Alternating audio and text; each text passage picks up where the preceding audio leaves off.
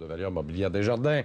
François Tétu qui est avec nous. Monsieur Tétu, bonjour. Bonjour. Tellement de choses à discuter encore une fois avec vous. Il y a tellement de choses qui se passent sur les marchés en plus. Avec une toile de fond, j'ai comme l'impression que là, il faut être prudent dans nos investissements.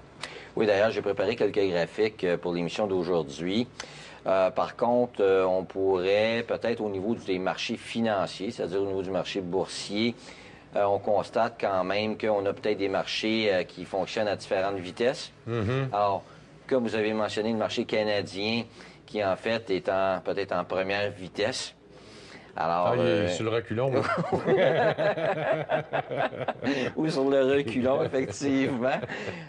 Dû principalement, puis je pense qu'aussi, on observait hier là, de gros volumes sur les secteurs des métaux, par exemple. Je pense qu'il y a des investisseurs qui ont lancé la serviette quand on regarde là, les secteurs où certains titres, orifères, par exemple, et qui quand même constituent une bonne base, comme on sait, de l'indice canadien des actions. Naturellement, on en a parlé à maintes et maintes reprises aussi, puis certains de vos invités aussi, au niveau des banques canadiennes. On a eu des avancées là-dedans. Qu'est-ce qui reste encore? Est-ce qu'il y a encore de l'espace? Est-ce que ça progresse? Donc, on voit vraiment que l'indice canadien des actions, encore une fois, par rapport à l'indice ou aux indices américains, qui est quand même en recul et de façon importante. Alors, ça date quand même d'avant-hier, je m'excuse, mais on constate quand même qu'au premier trimestre, les actions américaines ont quand même procuré des rendements de plus de 10 là, quand on regarde le Dow et le S&P, et le marché canadien est flat, n'a absolument pas procuré de rendement. Aussi, si on regarde depuis la correction de l'automne dernier, on regarde depuis novembre-décembre, les marchés depuis 4 mois et demi, les marchés américains ont fortement progressé. Alors, les investisseurs qui avaient quand même des investissements aux États-Unis, parce que, bon, on constate quand même, et on le répète encore une fois, qu'on a une reprise d'économie du côté du marché américain, et naturellement, on a eu un des plus grands crashs de l'histoire, on a eu un des plus grands rebonds de l'histoire, on a repris ce qu'on a perdu, et on est revenu au niveau qu'on était il y a quelques années. Alors, on le voit très bien. J'ai préparé le graphique du S&P 500 d'abord sur un an, on le verra. On voit un an. On voit que la dernière année était absolument exceptionnelle, même les 4 derniers mois. Et on regarde sur 5 ans, on a même dépassé le crash de 2008. Là. Effectivement. Hein? On est même au-delà. Si on avait été patient à cette époque-là, peut-être qu'aujourd'hui, on serait plus payant. Effectivement. Sauf que, bon, l'émotion, comme on sait, hein, parfois quand on est pris dedans, c'est un peu comme un tourbillon.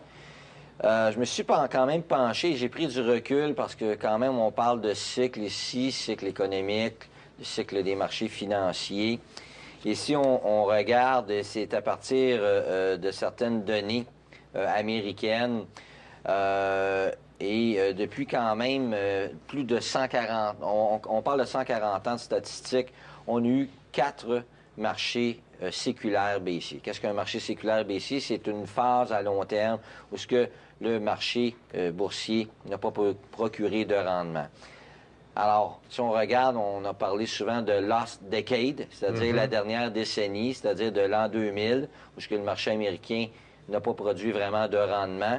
Mais il y a eu certaines décades où les marchés n'ont procuré aucun rendement. Alors, si on dénombre 1902-1921, je n'étais pas là pour vous le constater, mais quand même, on parle d'une période de 21 ans.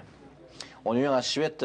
Bon, après le crack de 29, on a eu la Grande Dépression et le marché séculaire baissier a duré pendant 13 ans, de 68 à 82, 14 ans, et bon, 99-2000, et là j'ai mis des points d'interrogation. Est-ce qu'on est là? Est-ce qu'on entame un nouveau marché séculaire haussier? Ça dépend où on se place sur la courbe. C'est que si on se place en mars 2009, on dit, écoute, le bull market était là, a commencé là. Tu sais, hein, si on se place en mars 2009... je vais juste refaire mon graphique. Oui, c'est ça. Alors, mars 2009, c'est ici, là. C'est ça. Exactement. Alors, on pourrait dire, bien là, on est dans un marché, un bull market. Le marché a monté, puis effectivement, a repris tout ce qu'il avait perdu.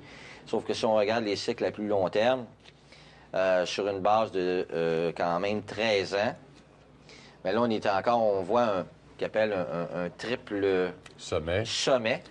Puis c'est pas bon, ça, techniquement parlant, oui. le sommet. Alors là, il faut gratter un petit peu plus pour dire, bien là, on a 13 ans d'un marché séculaire baissier. Est-ce qu'on peut aller plus haut? Il faut voir à ce moment-là, au niveau fondamental, qu'est-ce que le marché a à nous offrir. Alors, si... bon, ça, c'est un graphique qui nous démontre bien graphiquement et non ce qui appuie là, un peu ce que j'ai montré au préalable.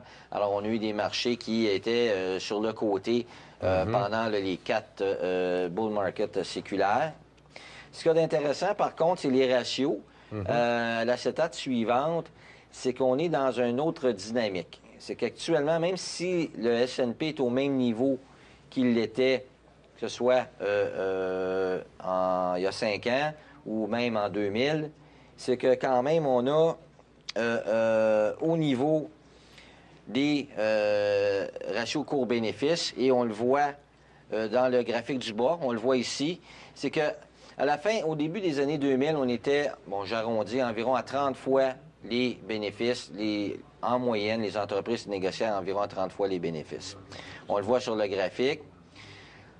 Ensuite, lorsqu'on a atteint le sommet en 2007, on était autour de 17 fois les bénéfices. Alors, pour la période de 2000, c'est ça. Là, il y avait exagération, c'était clair. C'est ça. On était, il y a quelques années, 5 en mars, ans. ça, c'est en mars 2009. Moins de 10. Moins de 10 fois. Là, et là, on se retrouve, mais si on regarde, on se retrouve dans les moyennes. Donc, on peut dire qu'on a une bonne évaluation des titres. Au niveau du S&P, vous avez 22 seulement des actions, des titres qui sont surévalués. Donc, on a une bonne évaluation en termes fondamentaux des titres.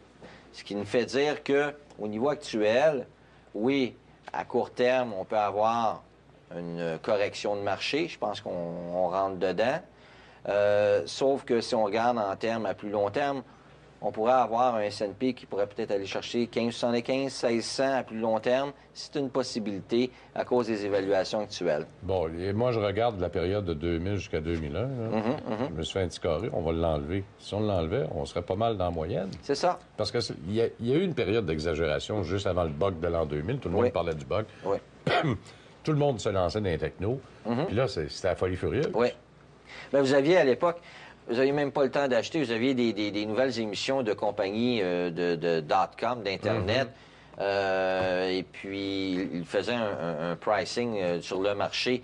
Et lorsque le marché ouvrait, il était au double, au triple. Ça faisait ni qu'une tête. Et les compagnies ne faisaient zéro profit. Elles ne faisaient aucune vente, aucun profit.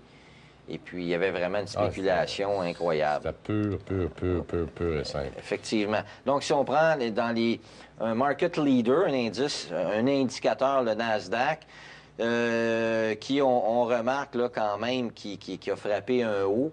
Et là, dit, bien là, il a frappé un haut, on va peut-être rebaisser, on est en correction. Sauf que si on regarde en termes séculaires, bien là, on a peut-être espoir là, que...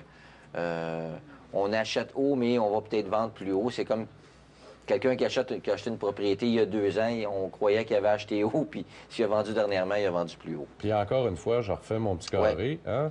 Si on l'enlève, ces transactions-là, bien, on serait pas mal dans la moyenne. Puis notre base elle serait encore plus solide à ce moment-là. C'est cette période-là là, qui a été difficile. Oui, effectivement. Sauf que je vous demande pardon, qu'est-ce qu'il faut quand même comprendre aussi. On revient un peu plus à la rationnelle, près des moyennes, sauf qu'il faut regarder aussi certains facteurs démographiques. On sait que le consommateur américain est une composante importante dans le PIB américain. Donc, est-ce que, par exemple, le consommateur revient ou est au rendez-vous? Donc, naturellement, les taux d'intérêt sont très bas. J'ai parlé souvent de l'immobilier américain. Malheureusement, c'est déjà tout le temps. On revient dans un instant, tout de suite.